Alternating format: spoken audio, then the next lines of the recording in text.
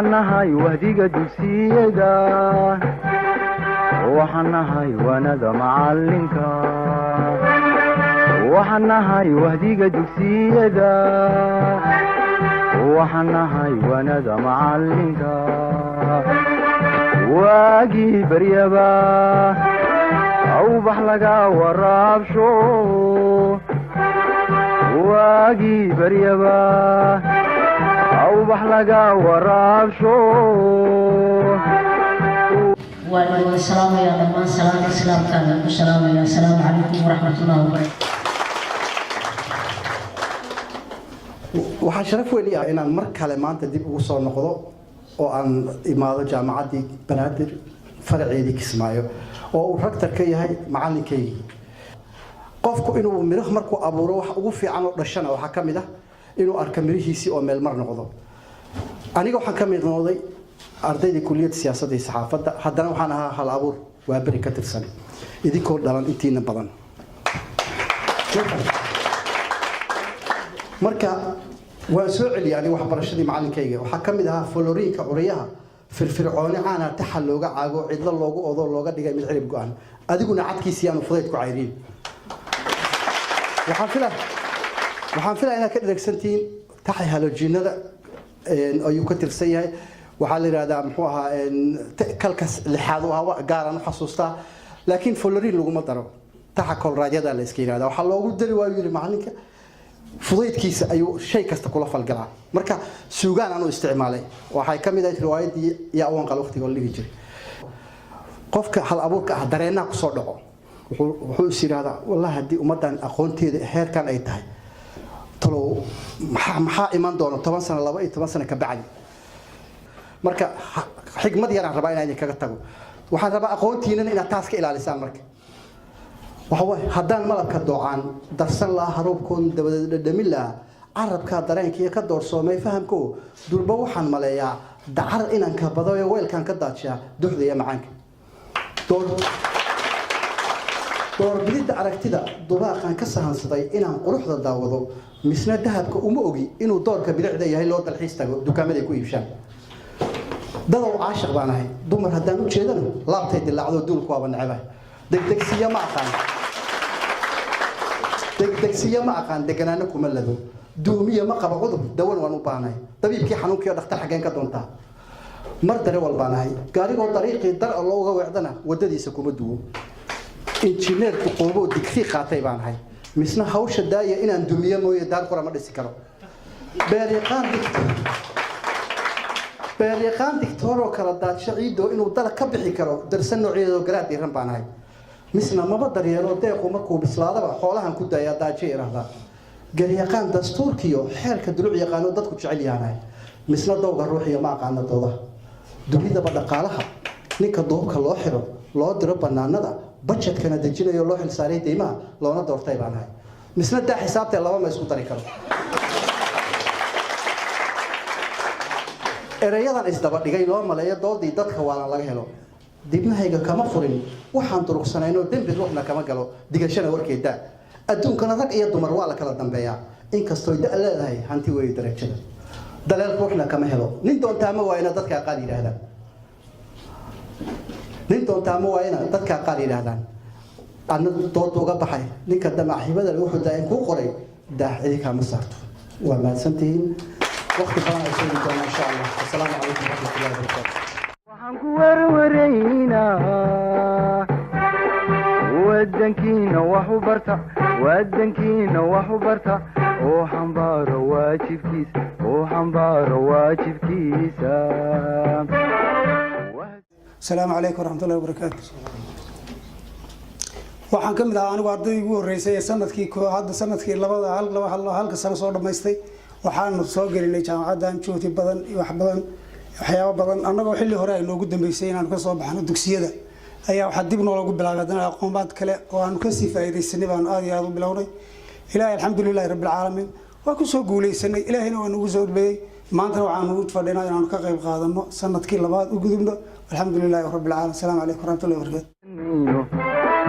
waawan mayno warwareegi mayno wean mayno wahsan mayno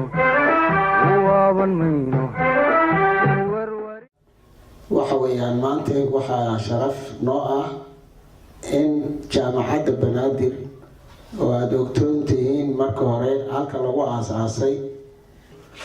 waxa weeyaan xarun wanaagsan oo aada u weyn oo waasaca inaan helnay oo aan jecelahay haddii aan lidmo wax alla wixii markaa waxa weeye baahiyaha iyo ciriirigii lagu jiray looga bixi doono jaamacadda waxaan rajaynayaa haddii aan lidmo inaan uga faa'iideyn doono dadka ganacsatada ah dadka waxa weeyaan maaragtay waxbarashadooda ay maaragtay aada u hooseysay oo qaarkood maaragtay aan dhammaysan secondary-ga oo kale in jaamacaddu ay yeelan doonto macaahid hoose iyo kuwa dhexe oo aan ardayda kusoo dhisi doono si aqoon rasmi ay u helaan ayna u awoodi karaan markaa jaamacaddii inay la qabsan karaan maaragtay marka waxa weeyaan inaan hadalka sii dheerayo ma jecli jaamacaddu kolley waxa weeyaan waxaa haddi doona haddii aan idmo aan jeclahay rectorka guud ee jaamacadda banaadir ee muqdisho in la siin doono oo waxyaabo badan oo ballanqaadyo ah oo waxa weeyaan maaragtay qofka markaa waxa weeyaan awoodda aan u lahayn inuu si toosa u dhigto oo korsbaano oo kale ama aqoon dirsad oo kale uu ku dhigan doono iyo fursado badan oo la siin doono ayaan jeclahay haddii aan idmo mayno weecan mayno guul wacan cadowka waabto nolol wanaagsan iyo barwaaqo nabad lagu wadaa aniga waxaa si gooni ah farxada iigu tahay xaafadii aan ku soo barbaaray horta jaamacadda laga furay guriga ku xiga aan ku soo barbaaray hadda waxaa jeceshiin baa laga yaabaa dal kale sheeyay in la idin qaado tagtaan maadooyinka aan u baahanayn waxyaalaha maartay sida science technology oo kale iyo beeraha oo kale shaybaarada waaweyn aan u baahanayn aqoonta la kul jaamacadu bixiyaan waa isku wada mid waxa la idin ku dhaafsiisan yahay ma jirto hadda arday baa dal kale tagi waxa lagu khasbi 6 bilood ama sanad inaad wax luqadoodii barato sida dalku u fara badan yihiin xaqiiqad marka laga hadlo ama sanad ama in kamid waqti badan ku dhumiso marka ka bacdi aad waxbarashadii aad bilowdo oo ay xilli dheer ku qaato waqti badan ka dhumo hadda laakiin afkiini baa la idin ku barahaya waa nasiib gooni ah weeye gurihiina baa la idin ku barahaya waa nasiib gooni ah weeye waalidkiin baa la joogtaan waa nasiib gooni ah weeye waxa weeye idinko meeshii joogtaad wax walba ku haystaan meesha guriga aad iskool ka bilowday baad jaamacadda ku helaysaa anagu nasiibkaas ma annaa lahayn ma aanan soo gaarin xaqiiqad marka laga hadlo waxbarashada marsha xamar baa la tagay xamar hadii la tagayna waxa la tagay wadamo kale dibadda oo si loo helay aad u adkay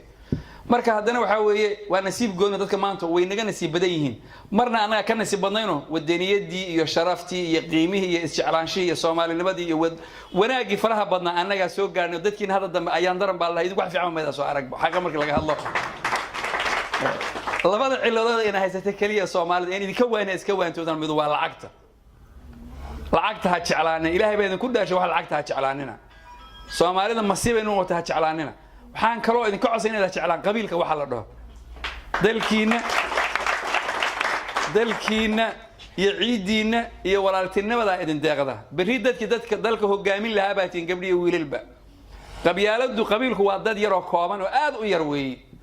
ha laga fogaado hadaa rabtid inaad sii noolaato ilaahay agtiisa sharaf aad ku yeelato dalkana aad mas'uuliyadiisa aad wax ka noqoto sababtoo adiga waxa ku anfacda ama ganacsi hadaa tahay dad fara badan baad u baahan tahay haddii siyaasi tahay dad fara badan baad u baahan tahay qabiilku waa dad yar oo kooban Soomaaliya iyada laangaab ah waa 15 milyan waa 14 milyan dadka Soomaaliya waa dad yar ba hal tuula deeqdaba halkan iyo ariyooda geelashooda ilaa halkan iyo jilib inaga badan haddana waad aragtay Soomaalida anaga heer balaale waa cudur moogta masiibo habaar ku dhacay way Soomaalida dadkeena yar yar waxaan idin ka codsanayaa ka waantooba qabyaalada aan la diriro qabyaalada hal iska daayo qabyaalada hal la diriro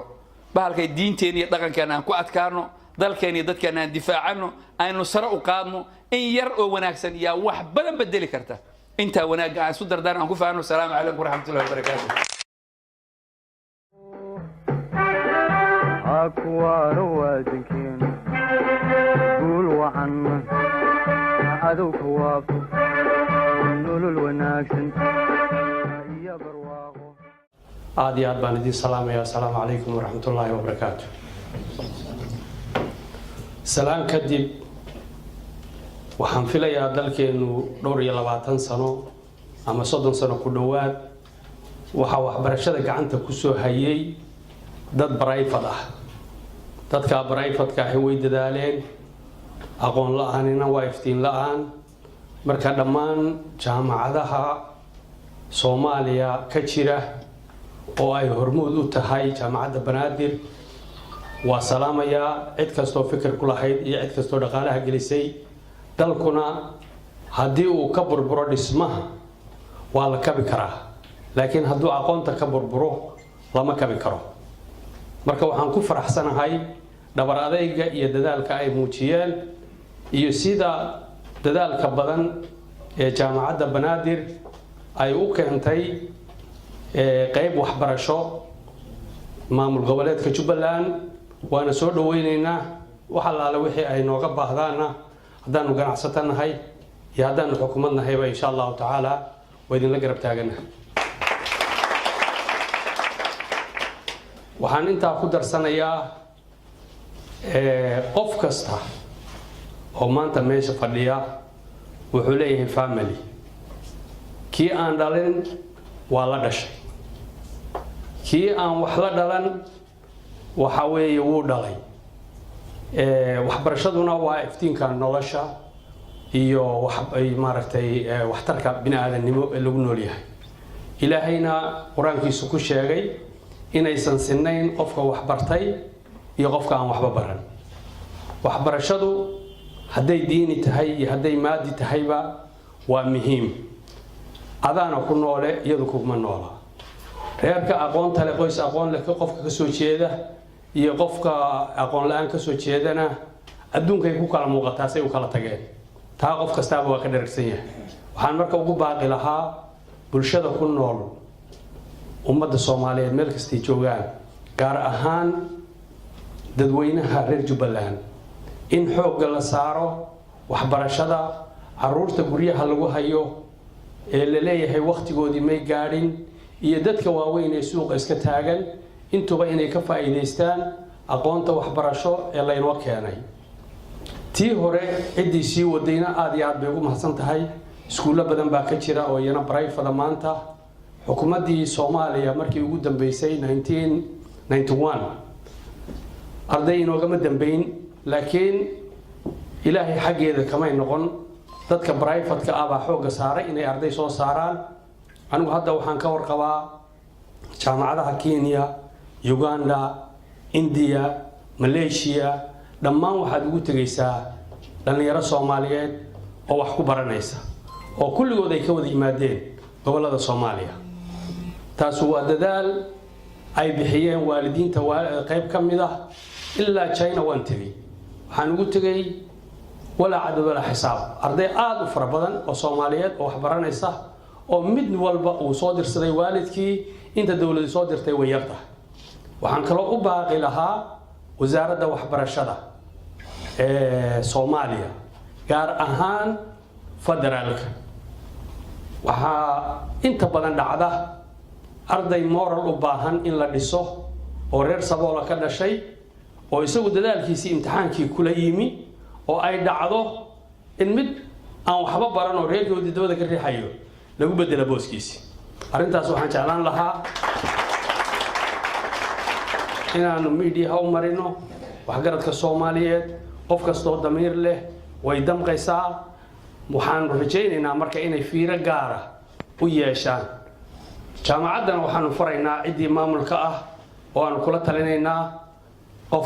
qofka uu ka horeeyo inaan laga hormarin si waxbarashaduna tayo u yeelato jaamacadduna ay u yeelato dad wanaagsan oo buundadooda ku soo baxa waxa la yiraahdo iga qalle ii fuuti isaacide arintaas waa inay meesha ka baxdaa insha Allah taala ardayda waxaan iyagana u dardaarmayaa qof kasta waxa uu ku helaa nolosha waa dadaal hadday gabdho yihiin iyo hadday wiilal yihiinba waxaan la jecelahay carruurtayda haddii aad idinku dadaashaan macallin idin dadaalo waa helaysaan qof kasta oo bini'aadanina waxba kugu darsanaya laakiin adigu haddaadan dadaalin idina ku dadaali mayso idina wax kugu darsan mayso qof kastaana wuxuu leeyahay waxa uu kasbado haddaad aragtaan qof meel sare gaaray wuxuu ka gaaray al-awwal isaga ayay ka timi in ay waxbarashada niyadeedu idinka timaado gabdho iyo wiilalba intaasaan warkayga ku gabagabeynayaa nabad lagu wadaago akuwaaro wadankeenu waa wadnihii jirhkeenna waraabinay dhiigo aan ku ardina jaamacadda banaadir in muddo ah waxaanu research ama daraasad aanu ku samaynayna inta aan la furin annaga oo tagayna iskuullada magaalada muddo 3 sano ah ayaa waxaan ku noqonaynay iskuullada ka horna waxaan ku dadaali jirnay in aan fasalada aanu galno duruus aan ka bixino aanu fiirino inta ay dhan tahay aqoonta ardada waxaa noo soo baxday markaa ardadani in ay u qalmaan in halkan loo keeno jaamacadda banaadir waxaan aad ugu mahadnaqayaa maamulka banaadir ama rektorka guud ee jaamacadda banaadir dr dalmar iyo komitiiga ama boardka jaamacadda banaadir in ay ogolaadaan kambaskii ugu horeeyay ee aada maamul goboleed ama magaalo kale waa kambaskii ugu horeeyay ee jaamacadda banaadir ee halkan laga furo taa waxaa suurto geliyay marka ay arkeen in ardadani ay u baahan yihiin jaamacadda banaadir saa ula socotaan ardada hadda dhigata waxaa markhaati ka tihiin ma jiro qof ku yimid yacni si fudud ku soo fariistay arday walba waxa uu soo maray yani in la baaro waxaanu haynaa shahaadooyin tiro badan oo meel iska yaala oo xaqiiqada aanan shahaadooyin ahayn jaamacadda banaadir waxyaabaha ugu muhiimsan oo ay qiimeynaysaa waxay ka mid tahay yani waxbarasho tayo leh macnaheeda waxaan ula jeedaa arday aanan iskuulkiiba soo dhammaystirin ama yani wataa shahaado lagu soo qaatay 1 sano oo la yiri waa secondary school oo ka soo tagay ardadiisina wali ay dhigtaan iskuulada inuu qofkaasi la yimaado sax ma aha meesha doontaba ka timaadee waxaan warkayga ku soo koobayaa jaamacadda banaadir waxay doonaysaa hadda inay idin furto faculty badan waxa la idin siin doonaa tour aad ku soo wareegtaan fasalada iyo waxa hadda loo waxeeyay marka ardadii horada u joogtay iyo kuwa cusubba jaamacaddu waxay rabtaa inay library-ga u samayso tayadooda waxbarasho kor u qaado laboratories-ka in la keeno insha Allah taala wadankeenu waa wadnihii jirhkeenna waraabinay dhiigo aan ku ardina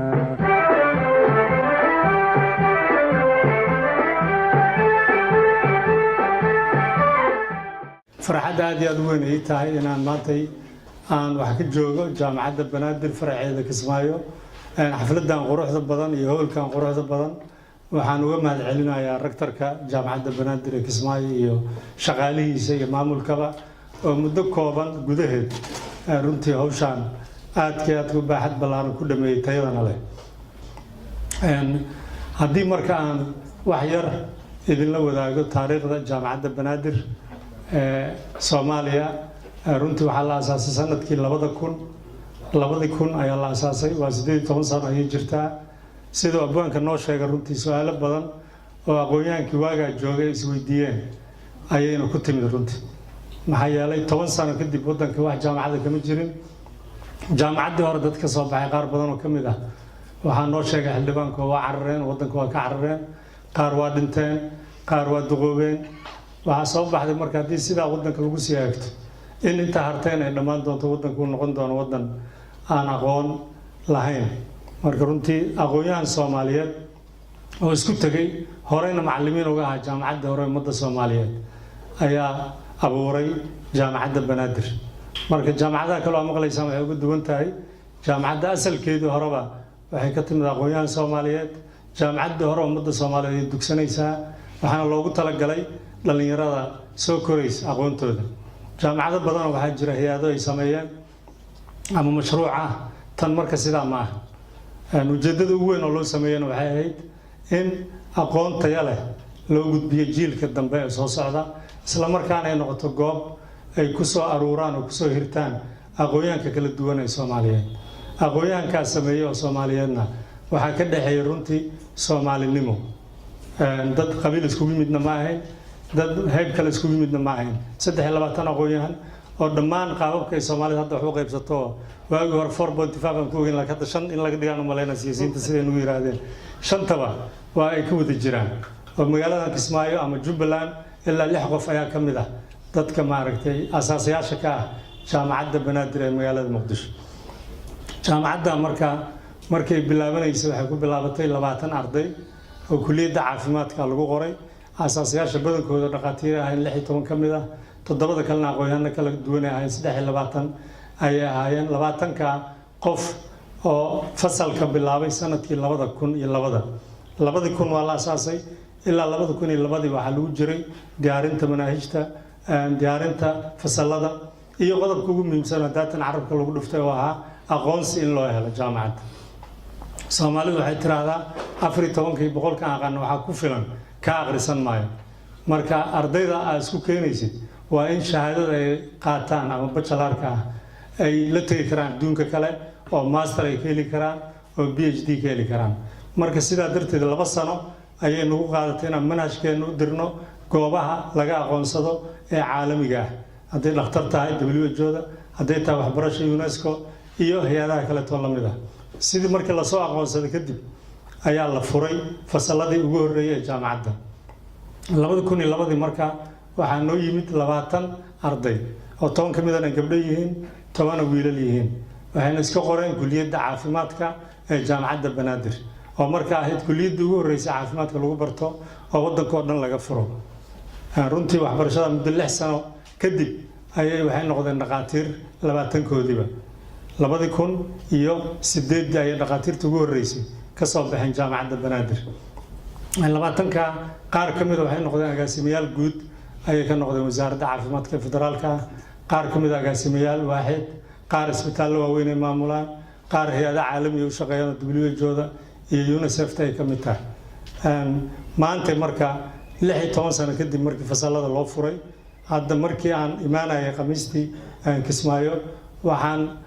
soo kormeeray ardayda soo doonanaysa jaamacadda Banaadir ee Muqdisho imtixaankii laga qaaday admission ka ahayd 1200 arday ayaa isqortay sanadkan jaamacadda Banaadir ee Muqdisho 16 sano kadib kulliyadaha iska qoreenna waa 12 kulliyadood waxaan idin sheegay marka hore in caafimaadka ku bilownay maanta waxay leedahay jaamacadda Banaadir 12 kulliyadood oo kulliyadda caafimaadka ugu ballaaran tahay oo 1200 arday dhigtaan 1000 dhaqaatiirna ay ka qalin jabiyeen oo qaar badan oo ka mid ah ay ka howlgalaan magaalada Kismaayo iyo dhammaan gobollada waddanka oo dhan waxay kaloo leedahay kulliyadda engineeringka oo 2 qaybood oo kala duwan leh civil engineering iyo electricity and electronics engineering ama triple E la yiraahdo waxay leedahay kulliyadda dhakhtarnimada xoolaha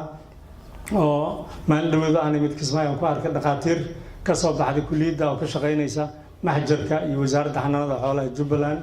kulliyadda beeraha ayay leedahay oo beeray aqoonka ka soo baxay ay joogaan magaalada Kismaayo ka howlgalaan kulliyadda shareecada iyo qaanuunka kulliyadda dhakhtarnimada ilkaha kulliyadda culuumta caafimaadka oo 4 qaybood u sii kala baxda qaybta kalkaaliyaha sare qaybta shaybaarka qaybta umulisada qaybta caafimaadka guud ama public health-ga waxay leedahay kulliyadda dhaqaalaha iyo maamulka oo runtii kulliyadda ugu weyn ee magaalada Muqdisho ka jirta oo ilaa 6 qaybood oo kala duwan oo takhasus leh kulliyadda economics and management ayaa la yiraahdaa ama FEMA ayaa loo soo gaabay Faculty of Economics and Management and Administration waxay leedahay 6 qaybood oo kala ah business administration, public administration, accounting, banking and finance, procurement iyo waxay leedahay logistics marka 6 qaybood oo kala duwan ayay leedahay oo lagu soo qalin jabiyo waxaa kaloo jira kulliyadda waxbarashada runtii kulliyadda caafimaadka kulliyadda labaad oo ku xigtay ahayd oo qaybo kala duwan lagu barto qaybta science-ka physics iyo math ama chemistry biology qaybta social studies-ka qaybta luqadaha ayay leedahay kulliyaddan waxaa kaloo jirta kulliyadda culuumta computer-ka oo ayadana ahayd kulliyadda ugu horeysay waddanka oo dhan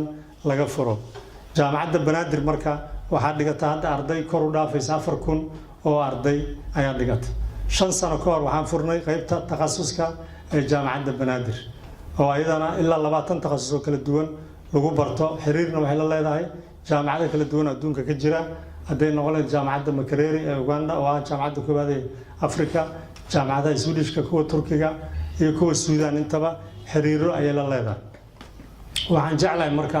ardada halkaan fadhido sanadka hore dhiganaysay ama ardada isqori doontaba inay ogaadaan jaamacadda inay ka mid yihiin jaamacadda oo sanadkii hore UNESCO markay qiimeysay jaamacadaha Soomaaliyeed gashay lambarka koowaad oo noqotay lambarka koowaad ee jaamacadaha Soomaaliya wasiirka Fariid waa la socdaa hadda waa mar carabka ku dhufto yiri jaamacadda Banaadir waa jaamacadda koowaad laakiin wuxuu iska yiri maahan waa qiimeyn ay sameysay UNESCO oo 8 jaamacadood kaliya oo laga aqoonsan yahay Soomaaliya ay waxay noqotay tan koowaad jaamacadda Banaadir ayaa noqotay aqoonyahankii ka soo baxay ama dhaqaatiirta ka soo baxday waxay ka shaqeeyaan maanta wadamo aad iyo aad u badan xildhibaanka wuxuu noo sheegay waxbarashada meel walba ku baratay inay isku mid tahay dhaqaatiirtii ka soo qalin jabisay jaamacadda Banaadir qayb ka mid ah waxay ka shaqeeyaan Mareykanka qayb ka mid ah waxay joogaan Norway qayb ka mid ah waxay joogaan Sweden oo dhaqaatiir ay ka yihiin bukaanada ay daaweeyaan qaar badan oo ka mid ah waxay waxbarasho takhasus u joogaan wadamada Kenya Uganda Suudaan Malaysia China India iyo meelo kale oo tiro badan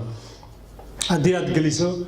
Google-ka waxaa ku arkaysaa jaamacadda kaliya ee laga aqoonsan yahay caafimaadkeeda Soomaaliya inay tahay jaamacadda Banaadir kuma imaan runtii maxaan ku raadaa wax la iska sameeyay laakiin dadaal badan wax la geliyo maxay la jaamacadda waxay kulansatay curriculum caalami ah iyo macallimiin tayo leh oo ah macallimiinta hore oo wadanka laga yaqaanay oo maaragtay dhigta waxaan jeclahay marka ardada sanadka labaad u gudubtay hadda oo semesterka saddexaad bilaabi doonta inaan ugu bishaareyn macallimiinta jaamacadda Banaadir ay imaan doonaan Kismaayo oo macallin walba maadadiisa u dhigi doona hadii la yiraahdo sidoo kale kulliyadaha kale ayagana wiigii hore waxa joogay kulliyadda Geoscience and Environment kulliyadaha ka jira ay ka mid tahay jaamacadda Banaadir hadda aan ka ilmaamay oo muddo 4 sano hadda shaqeynaysay waa kulliyadda barashada cilmiga dhulka iyo hawada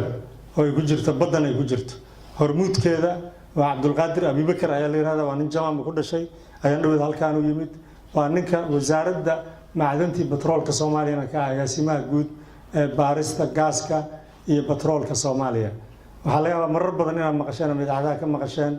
gaas iyo batrool ayaa waxa laga helay badda Soomaaliya runtii ninka hogaaminaya ninkaas oo ahaa hormuudkaas Abubakar oo badda Soomaaliya waa runtiisa waa la baaray laba hay'adood ayaa baartay hay'ad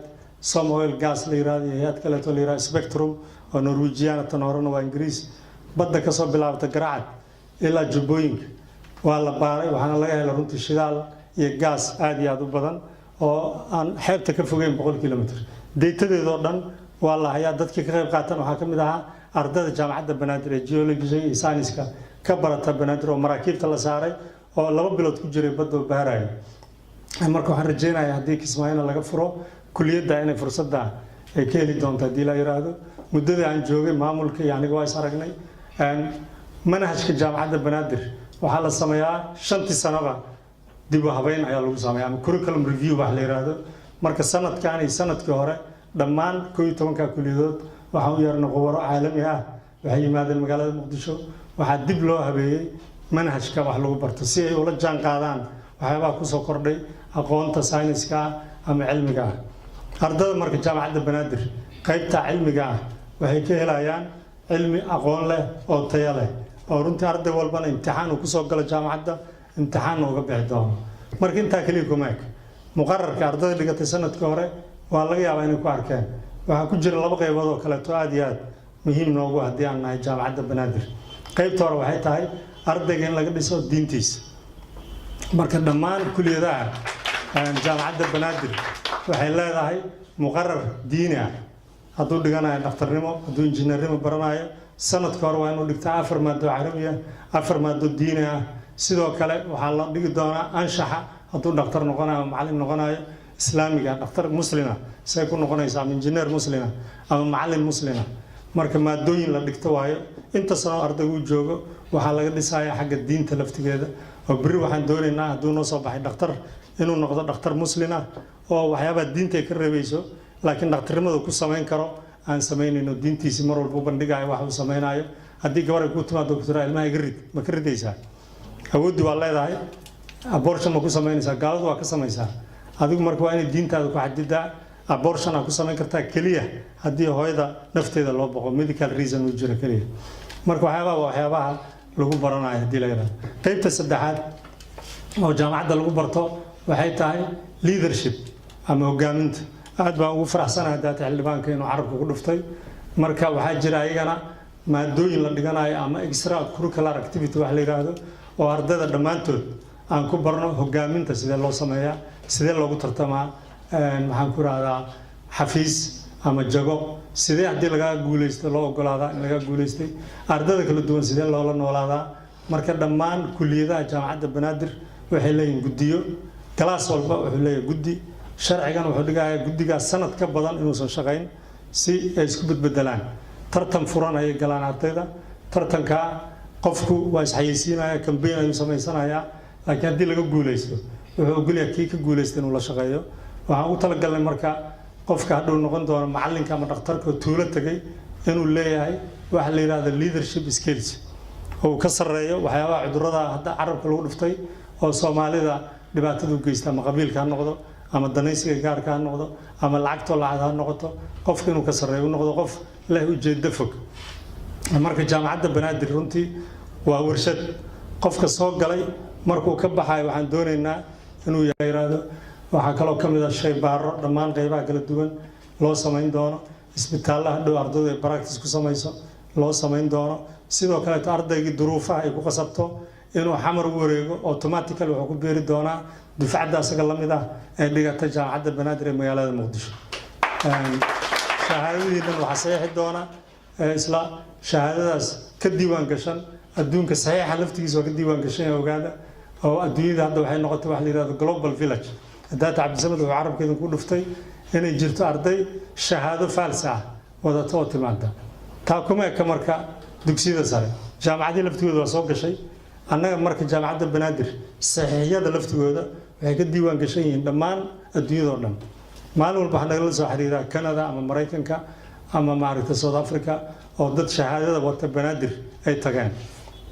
arday walba banaadir soo galana wuxuu leeyahay lambar asaga u gaar unique number la yiraahdo oo hadduu ka tago xataa qof kale aan la siinaynin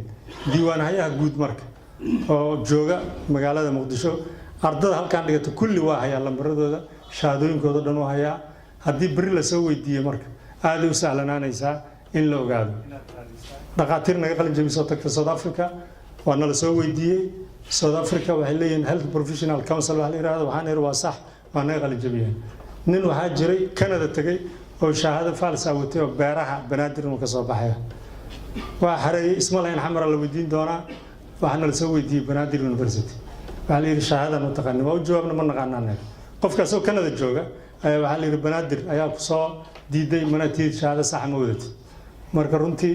waxaan ku dadaali doonaa qof walba oo naga qalin jabiyana inaan daba soconno shaqadiisa waxbarashadiisa aan wadno jaamacaddu marka kuma eka kaliya duruusta waxay samaysaa barnaamijyo kaleeto oo bulshada loogu adeegayo ha noqoto mid haddaan u joogno magaalada muqdisho kale kismaayo kale oo ah indhafiiqista mashaariic kaleeto oo barakacayaasha loo qabanayo wacyigelin kuwaana waxaan jecelnahay haddii la yiraahdo inaan kusoo biirino ardada kismaayo ay la jaan qaadaan ardada kaleeto joogta magaalada muqdisho oo howlahan ay ka qayb galaan haddii la yiraahdo waa ku dheeraaday marka aad iyo aad uga mahad celinayaa fursaddan laysiiyey inaan idinla wadaago xogta ku saabsan jaamacadda banaadir waxaan aad iyo aad uga mahad celinayaa madaxda nagala soo qayb gashay wasiirka hore ganacsiga wasiir Fariid wasiirka waxbarashada xildhibaanka iyo abwaanka oo runtii aan u bogay gooyada u tiriyey marna si gaar ah ugu casuumi doona haddii la yiraahdo jaamacadda banaadir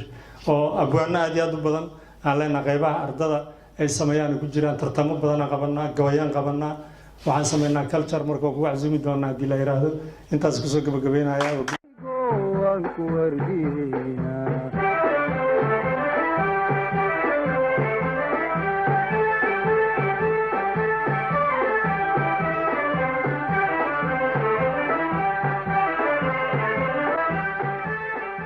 waxaa kelmadahaygu ku kooban yihiin dardaaran iyo bogaadin aan bogaadinayo